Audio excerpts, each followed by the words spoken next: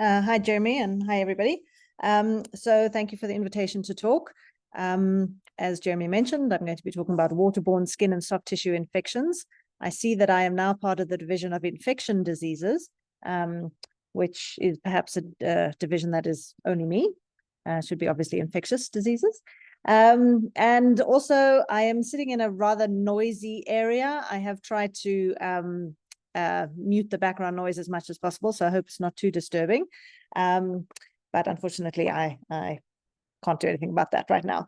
So the topic is obviously quite broad, and there are lots of different kinds of infections that you can get from water.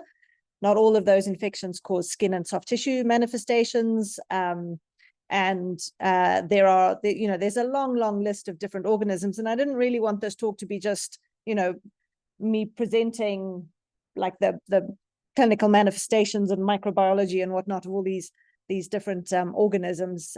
So I've taken a slightly different approach, but hopefully you'll get something out of it at the end anyway.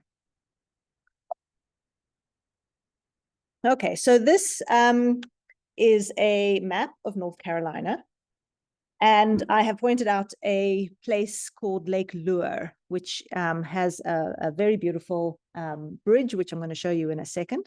It's obviously inland, as you can tell. It's about 450 kilometers from the coast.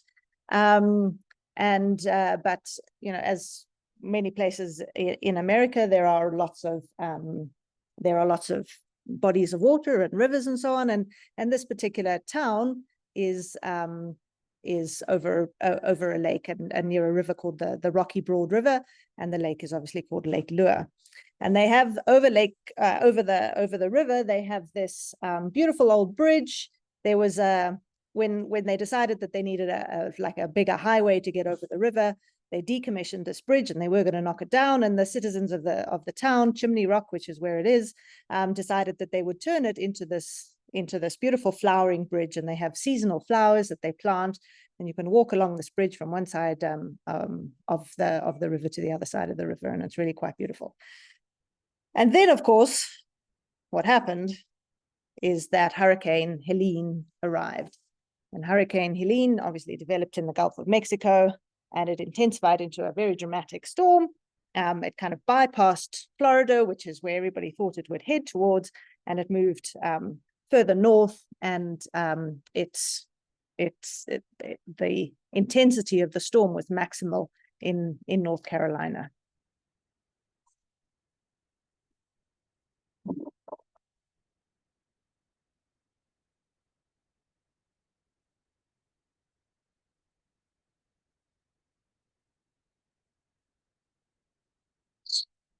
The flowering bridge.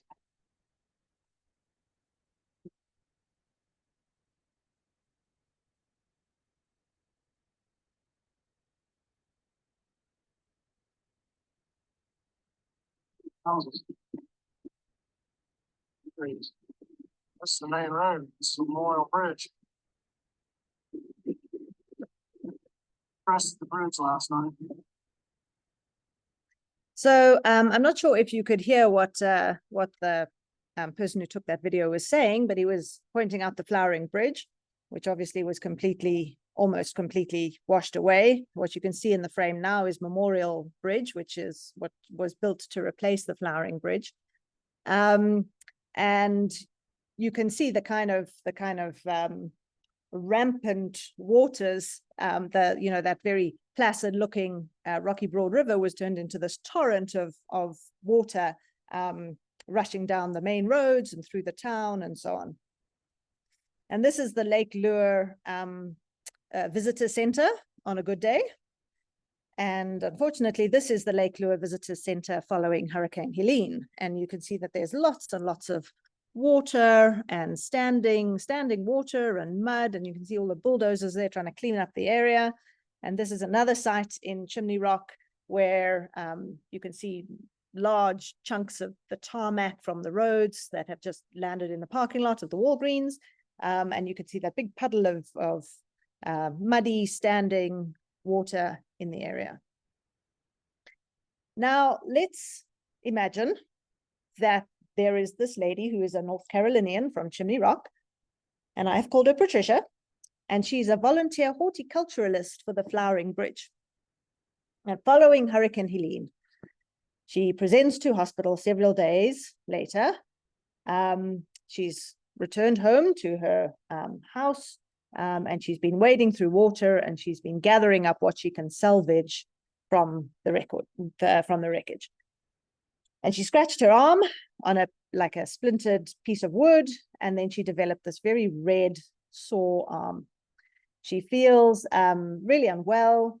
She's got a temperature, and she is, initially treated. She's seen by the outpatients department, or she's seen by the emergency room. She's initially treated with cloxacillin, which she takes religiously as instructed for 3 days, but she doesn't really feel any better. And in fact, she feels worse. And then she returns to the doctor, who aspirates some pus from the pustule that's now developed. And it grows this. And it's a gram-negative bacillus, and it's got a little flagellum on the back there. And for those of you who are in the know, this then is cultured on a blood agar plate, and it grows these shiny gray colonies, which turn green over a few days and demonstrate beta hemolysis. Okay, now I hope I haven't been overly ambitious, because my technological skills are not very impressive, but if you scan that code, it should take you to the Slido site, and you can enter in what you think is the most likely diagnosis, and hopefully we'll see some words coming up on the screen. There are a couple of other slides that what's the diagnosis slides that come later, and you shouldn't have to scan again. You should just be able to put in some suggestions.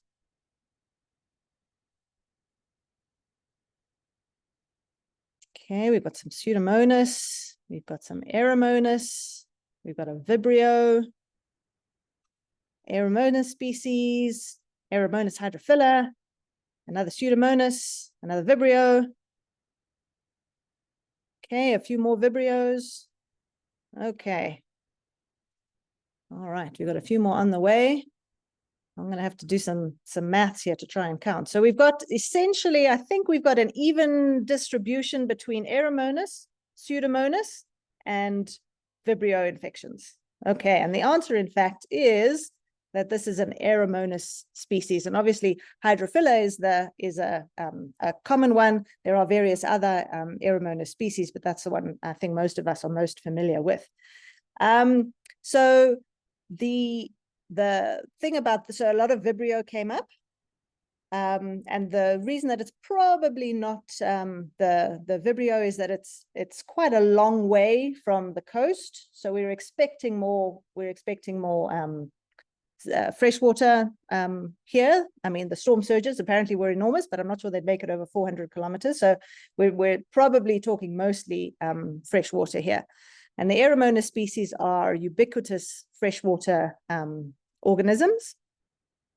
They do form biofilms, and because they are resistant to chlorine, they are potentially colonizers of chlorinated water systems. So drinking water and so on can be colonized with Aeromonas. And they grow at a very wide range of temperatures. So they grow between 4 degrees and 42 degrees. So 4 degrees obviously chilly, and 42 degrees is warm enough probably for a bath. Although they grow at this very wide range of temperatures, the infections do increase over the summer months.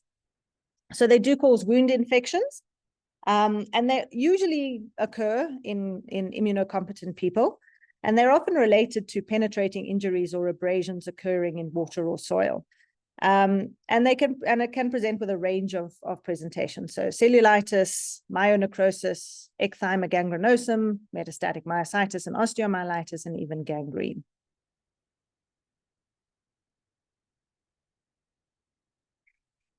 Okay, so other manifestations of infections do occur. So gastroenteritis is most common.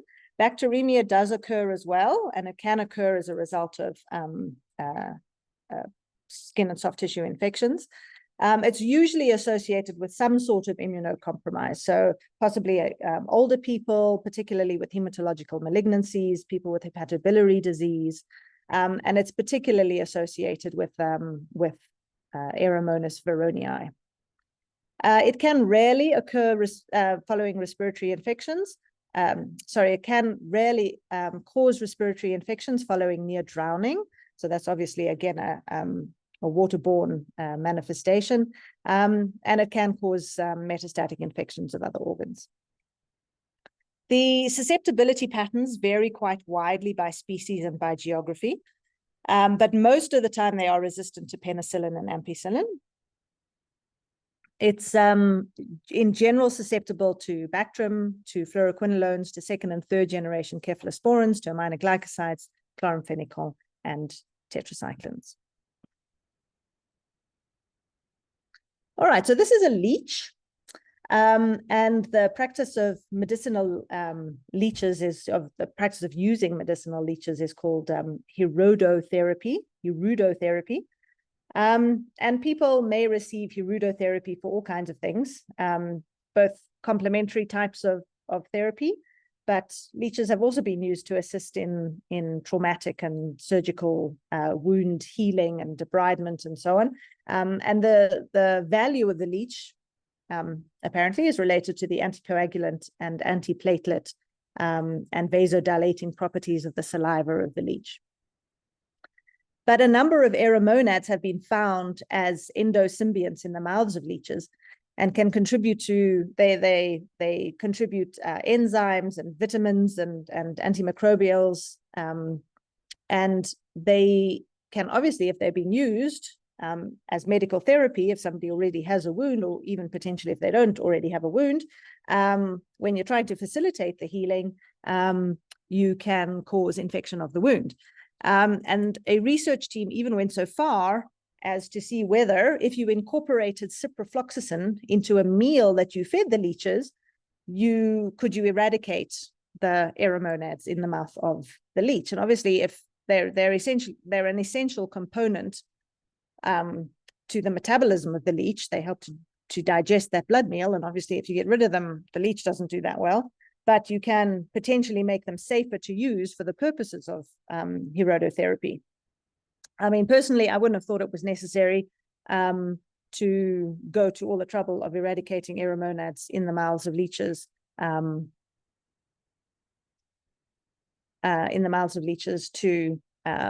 make them useful again. Yeah. So if you feel like you need to use leeches to clean some wounds, you may need to consider decontaminating them with ciprofloxacin before you use them.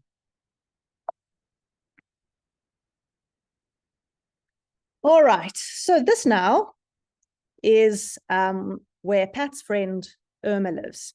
Irma lives in Sarasota in Florida. She works as a marine biologist and as a part-time Bikram yoga teacher, which you would naturally do in Florida because outside is as hot as the inside of a Bikram yoga studio.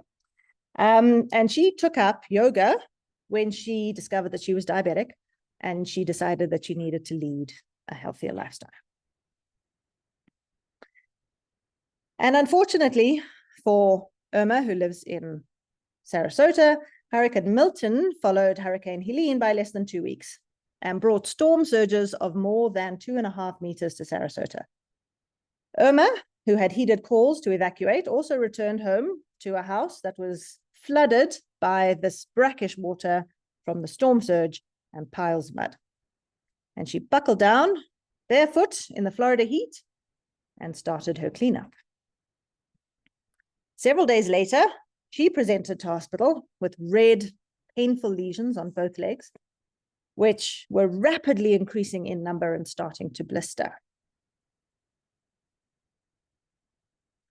And the organism that was found to be responsible was also a flagellated gram-negative bacillus, which produced similarly shiny gray colonies on a blood agar plate. So what is the most likely diagnosis?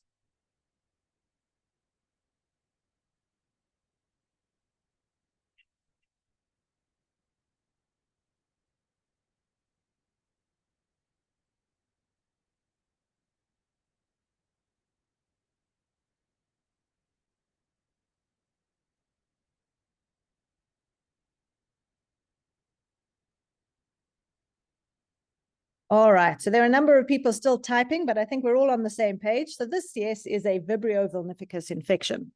And this is the most common recognized pathogen of skin and soft tissue infections that are caused by marine microorganisms.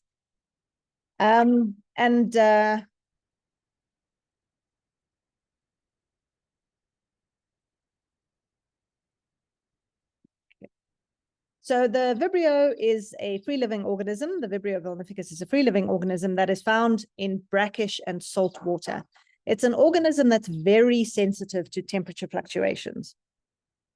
And it thrives in warmer months. So there is a season for Vibrio infections. They occur obviously in summer and autumn. And they're very rarely detected when water temperatures fall below 20 degrees. They are also concentrated by filter feeding shellfish. So any kind of filter feeding shellfish essentially, but they're particularly found in oysters.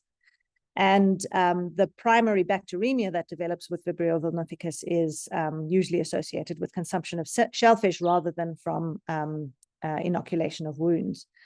And when it comes to the abundance of the organism, it's essentially depends on salinity as well as temperature.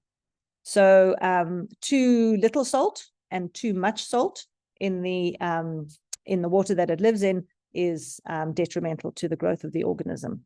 But just the right amount of salt, so sort of slightly less saline than the deep water oceans, where it's obviously also colder. So coastal areas are particularly friendly to the growth of Vibrio vulnificus. It's associated with particular risk factors with liver disease. So any kind of underlying liver disease, but particularly alcoholic cirrhosis. And in addition, people who have moderate to heavy alcohol use, but who don't actually have alcoholic liver disease. And hereditary hemochromatosis is also a significant risk factor. And then obviously any other chronic disease that may put you at risk of developing more severe disease from a skin and soft tissue inoculation with the organism. All right, there are three biotypes.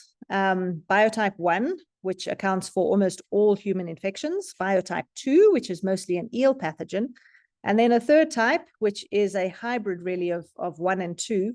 And it has been particularly, it was initially really described in an outbreak of wound infections in people who worked in a tilapia farm in Israel. But it has since been described in other, I'm trying to remember what they call it, fish farms, there's a better word for it, but has been described in other fish farms, particularly tilapia and infections in humans. Okay, so there are a number of virulence factors associated with Vibrio. The organism has a capsular polysaccharide that protects it against phagocytosis and opsonization. And this is a kind of dynamic capsule. So some organisms have it and some don't, and they can be selected for to produce the encapsulated phenotype. And it seems like when you have oysters and the organism passes through the oysters, it actually selects for the more virulent encapsulated phenotype. It produces a variety of extracellular toxins, and there is an important iron dependence in the organism. So if your transferrin saturation is more than 70%, which obviously means you've got really, really bad hemochromatosis, the growth of the organism in somebody who has such a high transferrin saturation is almost exponential. So wound infection, initially you'll get localized involvement, and typically these lesions are hemorrhagic bullae. They don't have to be hemorrhagic bullae. They can have a variety of presentations, but that's the classical description. And the infection can progress rapidly to necrotizing fasciitis and myonecrosis. In fact, the time from the exposure to the development of the initial symptoms is only about 12 hours. There is a high risk for the development of bacteremia and sepsis, and also for the requirement of amputation. And the mortality from wound infection is between 15 and 18%. The mortality from bacteremia, and certainly primary bacteremia, is about 50%.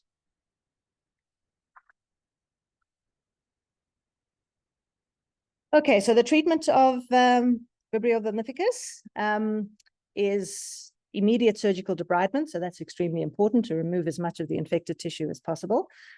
And then antibiotic selection and duration depends really on the severity. So combination therapy is recommended for severe disease or for people who are at the risk of severe disease. And it should be given for 2 weeks and then be guided by a clinical response. So the requirement is 2 weeks, regardless of response, and then afterwards, if you feel like you need to carry on, then you should carry on, and if you feel like the patient has responded adequately, you can stop, but at least 2 weeks is required. So in those with mild disease, the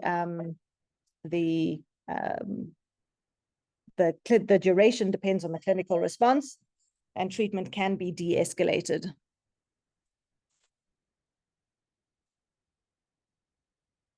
So for mild disease, in people who don't have risk factors, those people can be treated with local wound care and with oral antibiotics, and usually the oral antibiotic is a tetracycline.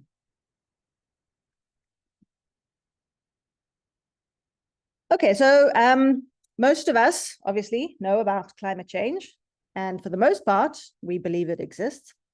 And we know that for various reasons, climate change is going to affect human health. Temperatures have risen by about 1.5 or 1.2 degrees, at least since the pre-industrial era. And most of that heat is absorbed by the ocean. So, and climate change also for various reasons is bringing humans into much closer contact with the vast ecological environment that is the ocean.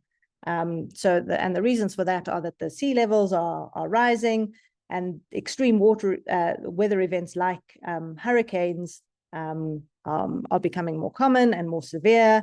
And all of those increase the environment where Vibrio vulnificus can thrive. So it increases the salinity of previously fresh water. So fresh water near the coast is becoming more salty.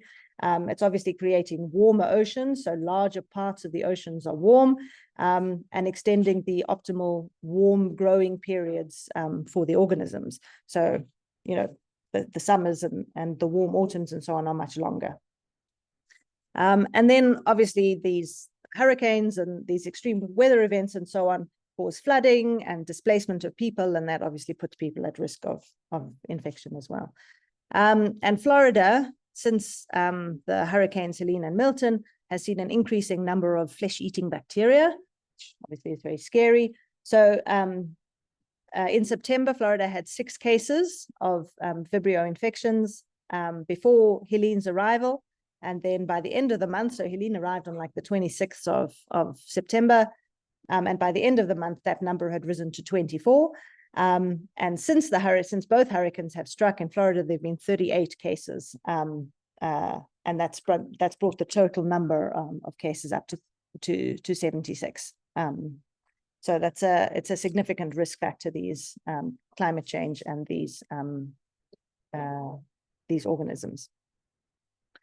So this is a map of the East Coast of the United States, and it shows sites within 200 kilometers of the coast where non-food-borne Vibrio cases have been reported between 2007 and 2018. And the number of Vibrio vulnificus cases has increased from 10 per year from 1988 to 80 per year in 2018. And the geographical range of those infections, so if you look at the map on the right-hand side, you can see the geographical range of the infections has increased. And that's the geographical sort of creep in 5-year increments between 1988 and 2018. So that's 48 kilometers per year. And that's, almost certainly a result of climate change over any other factor.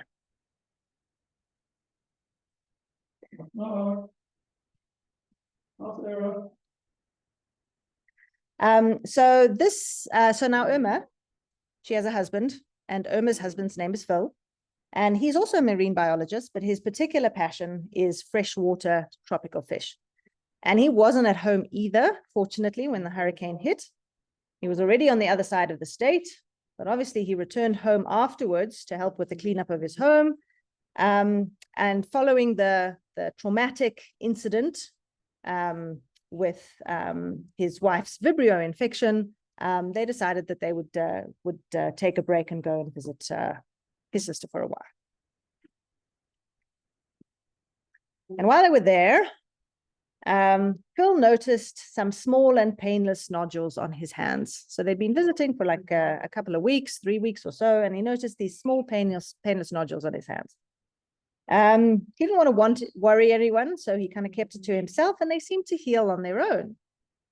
But then a couple of weeks later, he noticed that more were appearing on his arms, and he decided he didn't want to end up in ICU like Irma, so he went to see the doctor. And the doctor suspected sporotrichosis. And a biopsy was done, which showed non-specific inflammation with no fungal elements and no growth from the bacterial culture. So what's the diagnosis?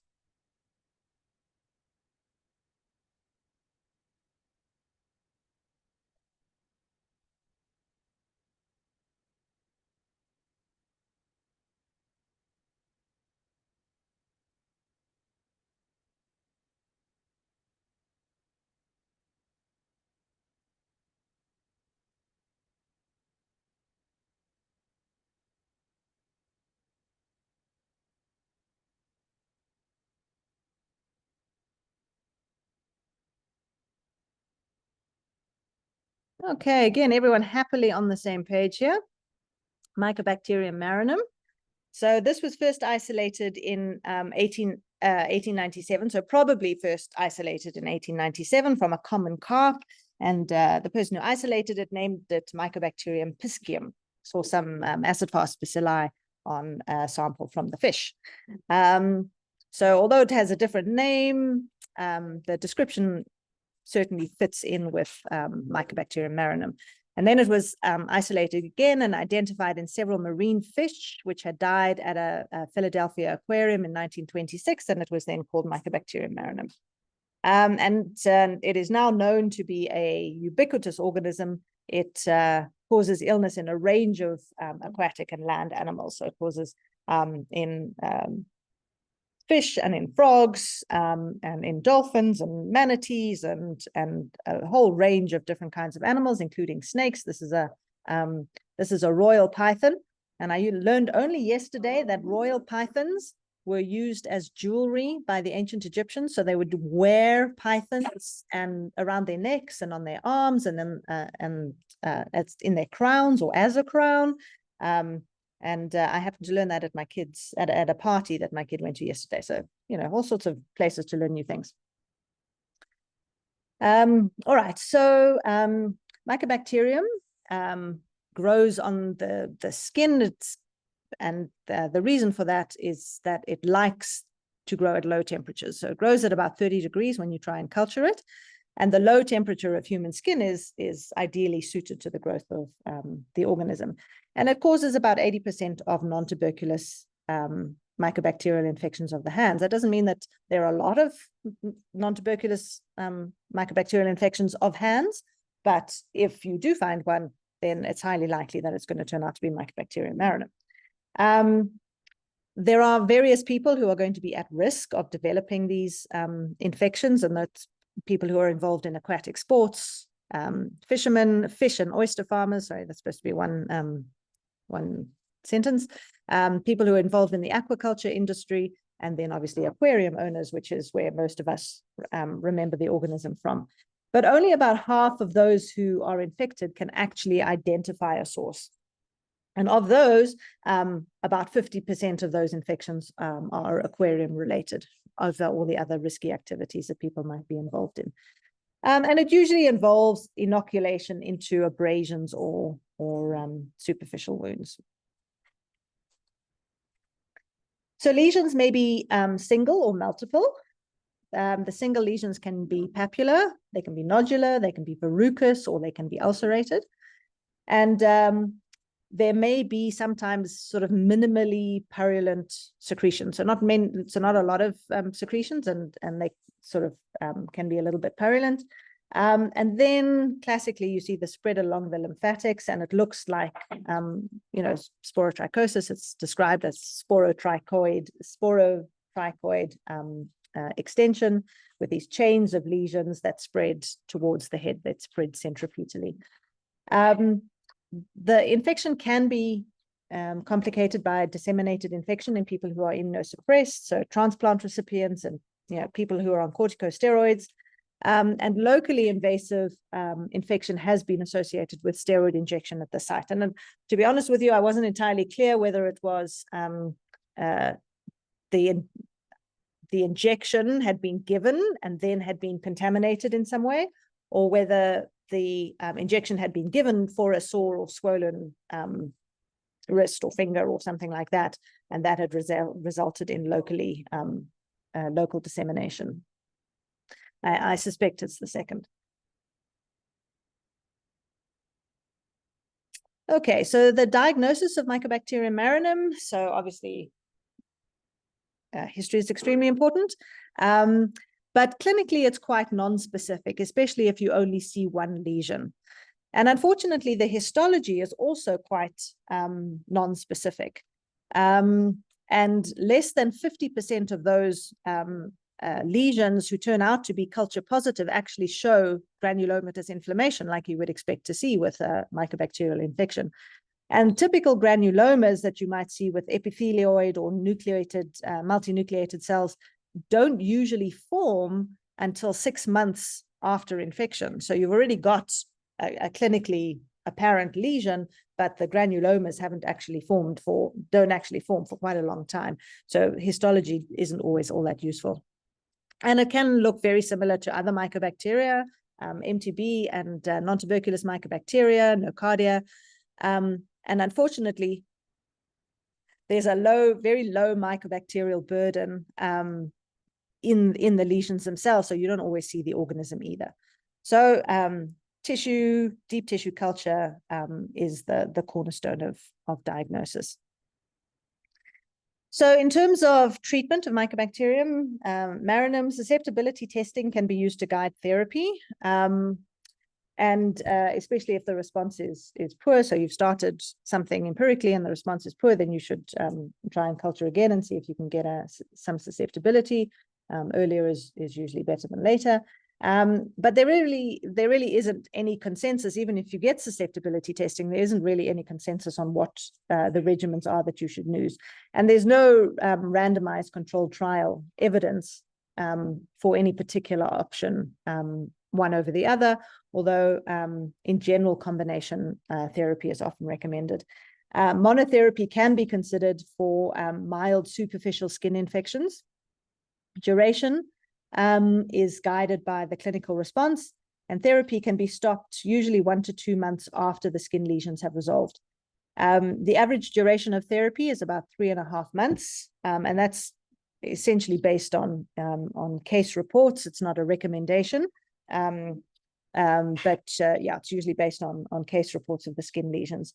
Longer duration for invasive therapy, an average of about 11 months.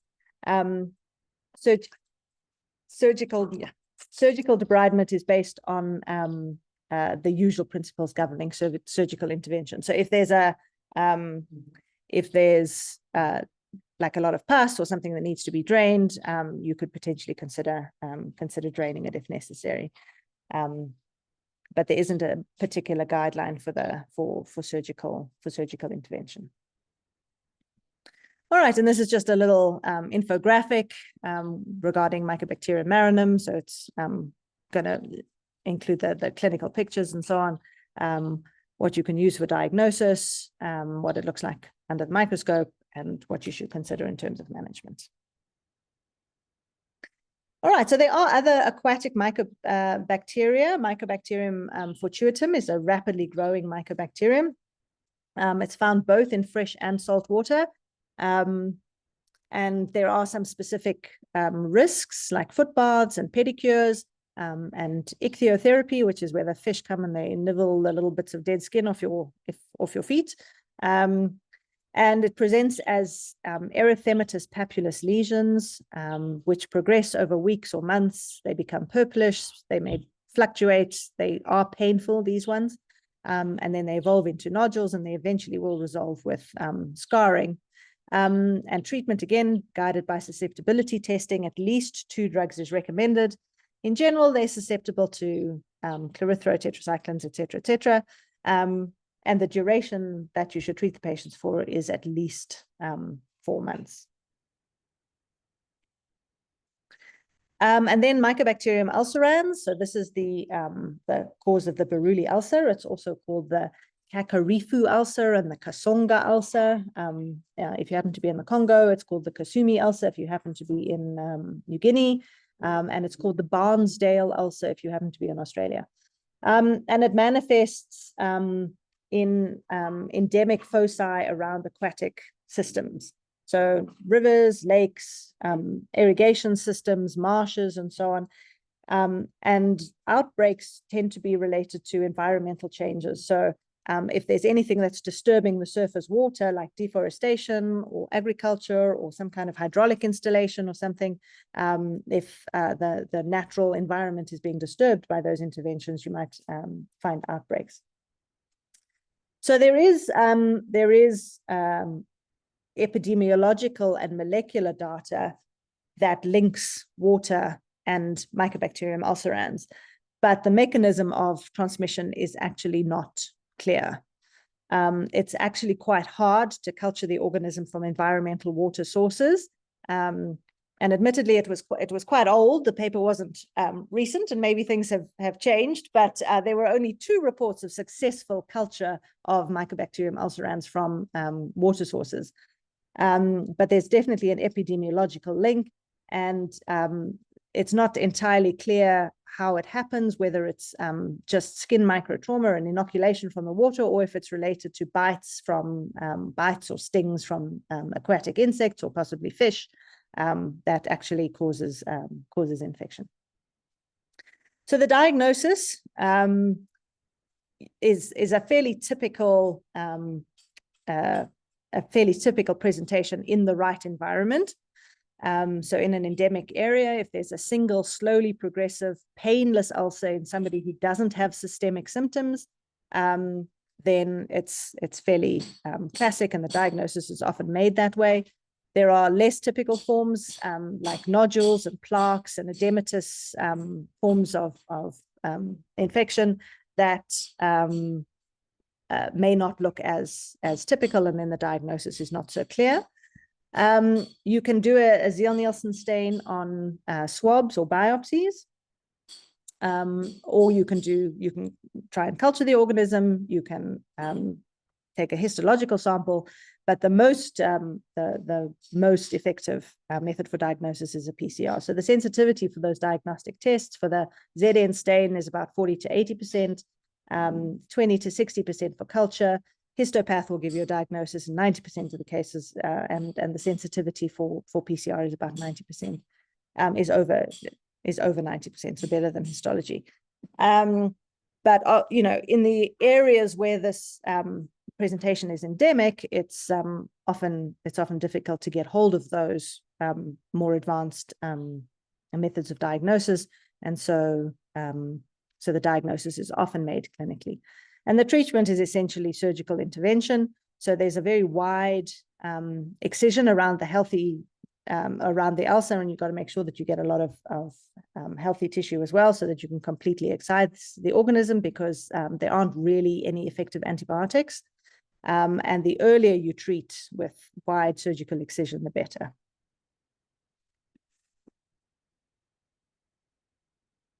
Okay, so there are many other organisms that cause skin and soft tissue infections. And you may have noticed that a lot of these lesions look similar, especially in the earlier stages, although they may progress to more differentiated forms.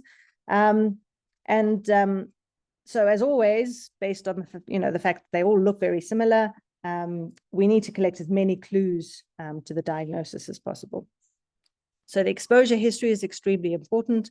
You obviously want to look at occupational as well as home exposures.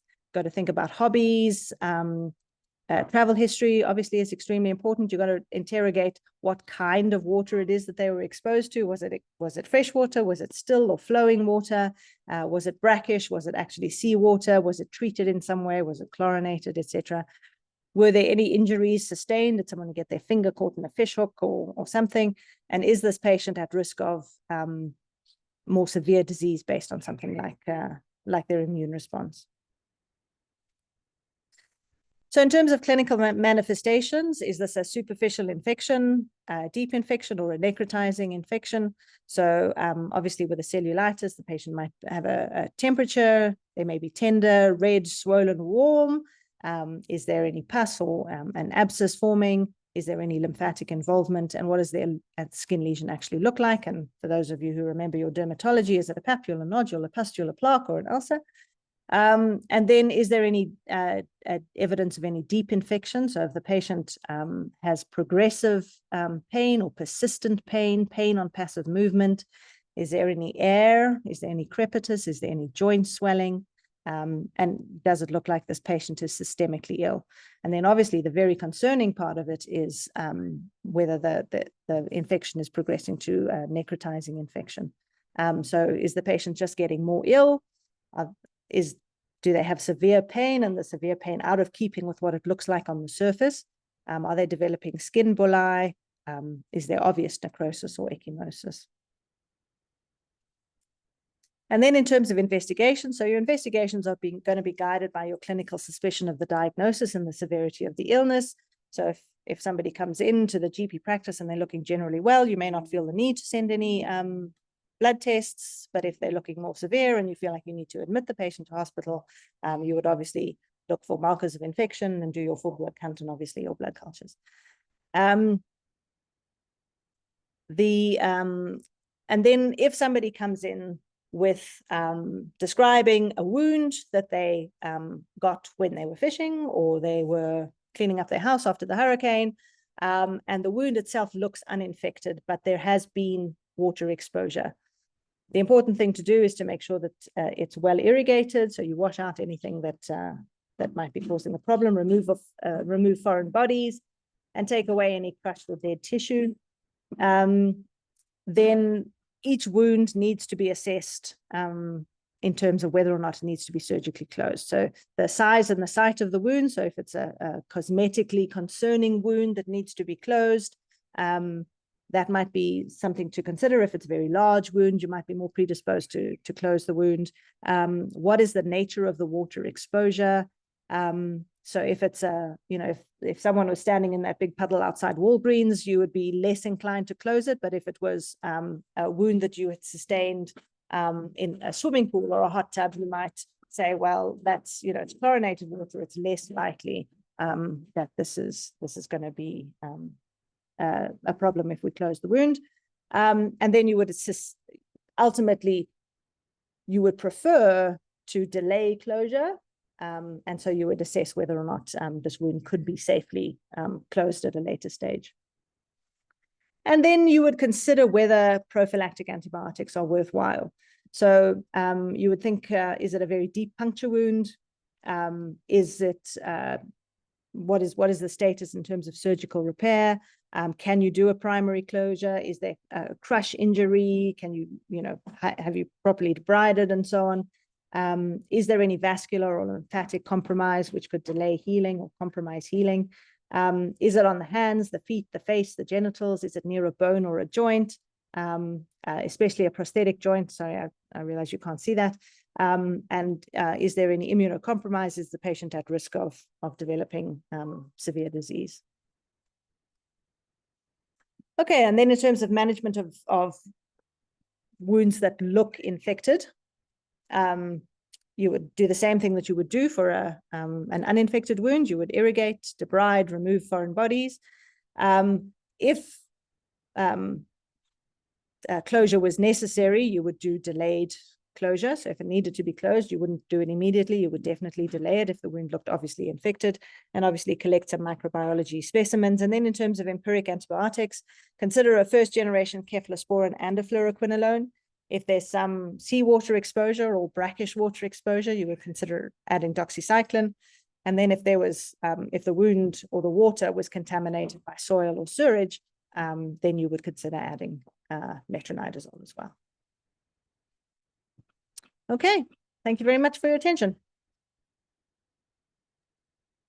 Thank you so much. It's really, really nice overview and lovely to have sort of case-based scenarios. And it seems you know everyone who is unfortunately stricken by water disease. I know these poor people who live there. Florida is a terrible place to live, and apparently North Carolina as well. Yes, sure. Yeah. Any questions from the audience? But I think that approach at the end was really, really great and very handy. And please, to those in the audience who don't do this for a living, just remember, if nothing else, that you often need to adjust the empiric therapy you give for these sort of cases. It's not straightforward. And I think the examples given there on that last slide are really, really great. And then I guess, yeah, I was trying to think of some of the cases we saw. So here, at least, we don't have much of the brackish water, obviously, in Joburg. Sometimes we have no water, as you know, but we do remember one case where the guy actually went hiking and tripped and cut his knee in the river. And so basically sort of fell on the rocks and gashed his knee open and he had a eromonous osteoarthritis and septic arthritis rather. That again was obviously not initially thought of by the doctors who saw him, because it's not something you'd normally cover. But that was Sydney, when you asked, that was exactly the story he gave, which was quite interesting. Yeah.